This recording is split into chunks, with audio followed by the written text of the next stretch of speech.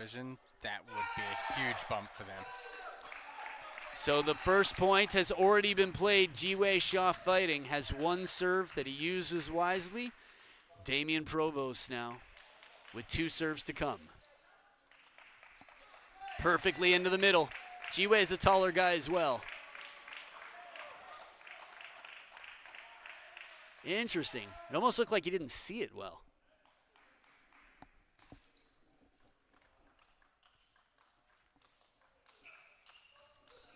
He's so calm. Damian Provost. Look at the difference in effort here. I mean, it looks like Damian's just practicing. And Jiwei's like hitting for the kill. That's just the style matchup. So tag team, and now Jonathan McDonald back in the game.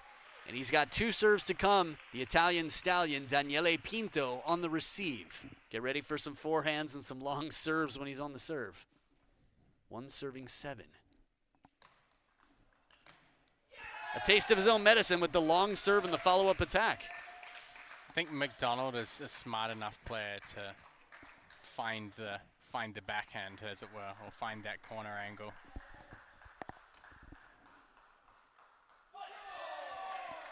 Nice change of pace here from Daniele Pinto, giving an awkward ball, something to mix up the timing. It's funny, the comment section agreed with you, Matt. They mentioned before, I remember them saying McDonald was a very smart player. They noticed that.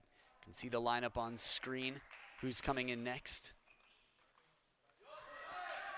It's interesting though, when you're so lopsided, let's say, so forehand dominant, your feet have to really make up. It's not an old man style. Yeah. No, it really isn't. That's part of the reason Karakosevic has done so well, even into his late 40s, is because his backhand he can depend on for anything. Interesting.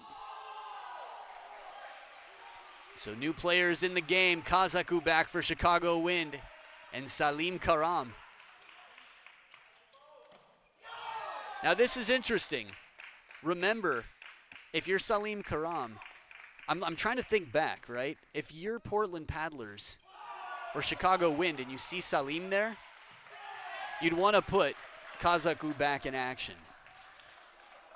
First pick was Jiwei. 2, just doing the math here, yeah. So they picked Salim first, yeah. Exactly, so Alex Kazaku was a response to Salim, the kryptonite, as it were. Which means that Isaac Vila is the response to Dan Leo.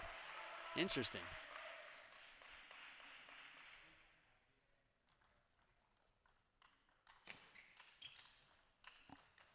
Top edge of the racket, the counter loop exchange. Kazaku with the heavy spins, that very wristy backhand. That extra bit of spin, it's tough to really tell you what it feels like on the table, but the ball races out. 12-3, Chicago Wind. I mean, even without the lead, they'd be up 7-3 right now. Ooh. They say down. Tyrese Knight and the gang. Let's see. To me, it looked like it's Karam's point. They gave it to Karam.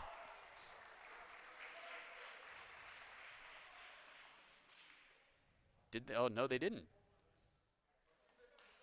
Interesting. To me, he was outside the table. This conversation's fun.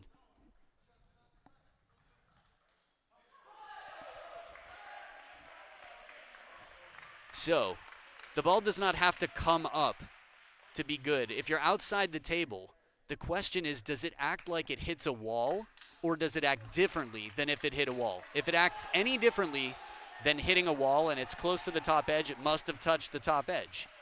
There's spin on the ball, so that could affect the bounce, but interesting. Chicago Wind will take it. Isaac Vila looking to fight back from 4-12 down. A tough time right now for the Portland Paddlers. What are you thinking? I think this matchup is kind of a opportunity for both of these guys to find some redemption. Right. It is a new matchup. They did not play earlier in singles. Dan Liu against Jonathan McDonald. Although we did get that last game, a much needed point for Chicago Wind. Yeah, I mean, if he hadn't got that last game, this golden game would certainly be a lot lot more pressure on it.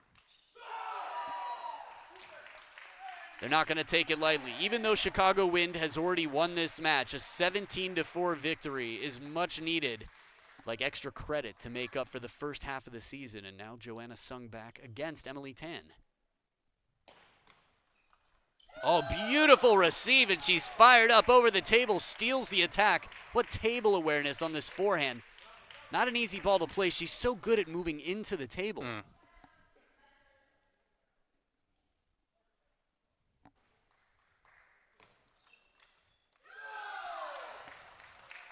Confident play from Emily Tan. Joanna was quite strong in the doubles earlier, played some incredible points. Nice change here. Half long push, just a little bit shorter, keeping Emily second guessing, keeping her off the attack. So far, no one has won a point on a serve with these two.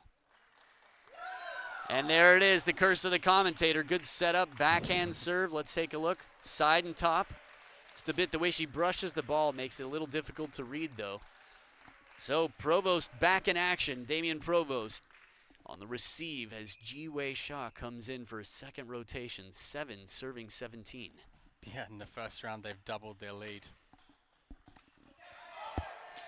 Beautiful ripping backhand here. Ji-Wei Shaw still a chance. I know Christian watching at home, Lily Rose probably alone right now because not feeling wonderfully. But I'm just thinking, what if? Look at the lineup here. We'll have a chance to see Jonathan McDonald comes up next.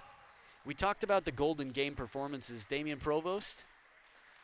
Yeah, Damian is 37 and 27, so he's 58%. One of the players that has a higher percentage in the Golden Game.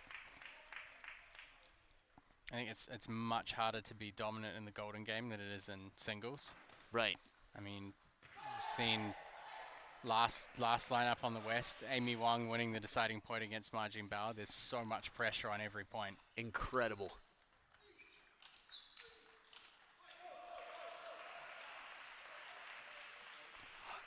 Have you ever? Ji-Wei shot chopping. I don't know. I mean, maybe I've seen it before, but it's nothing you would expect to see from the aggressive attacker. So, Jonathan McDonald with the serves at 9-19, just 2 points away, Chicago Wind. It's actually 11-4 right now. Chicago Wind with 11 points. Ooh, and they've got team, well, I guess I'd say Golden Game point. They've already won the team match. But 6 more points are just, 6 more team points are 1 point away for Chicago Wind. Oh my goodness! Ace Ventura, Pet Detective. Take a look at this. As wide as can be, highlights, baby.